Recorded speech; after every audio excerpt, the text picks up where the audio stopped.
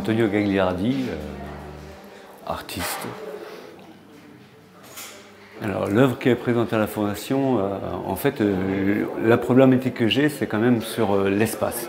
Donc j'ai travaillé pas mal sur les espaces verts, sur les espaces, l'espace nécessaire pour vivre correctement. Donc que ce soit l'espace intérieur d'un logement ou l'espace vert dont on a besoin pour aller prendre l'air. Et donc voilà, petit à petit, c'est arrivé sur les maisons des oiseaux, une espèce de village communautaire pour les oiseaux. Les animaux prennent souvent la place des humains dans les œuvres que je fais. Donc ça veut dire qu'au lieu de mettre une personne avec un espace particulier qui va être autour de cette personne, je choisis un animal, petit ou plus grand, et je travaille avec cet animal, sachant que cet animal-là, bon, il fait partie du monde des animaux, mais quelque part, on peut le remplacer par l'humain.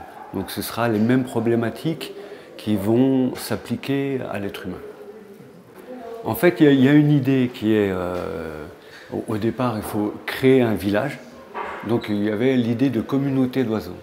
Donc il y a les oiseaux qui vivent solitaires, il y en a d'autres qui sont en communauté. Nous, en tant qu'humains, on vit en communauté la plupart du temps. Et donc je reprenais l'image de la communauté humaine pour les oiseaux. Donc c'est pour ça que c'est créer d'abord un village. Ce village-là, après, il est utilisé comme on veut. Mais c'est vrai que chez les oiseaux, si on va chercher, il y a plein de catégories d'oiseaux qui vivent aussi en communauté, qui fabriquent ou des trous dans la terre ou des petits nids tissés comme les tisserands, etc. Voilà. Donc il y a toujours cette idée d'espace. Il y a quelque chose qui a été vivant ou pas, en général c'est qui a été vivant, les oiseaux, les légumes, etc.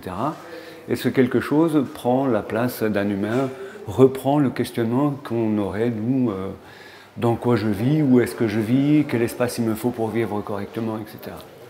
Maison d'oiseaux.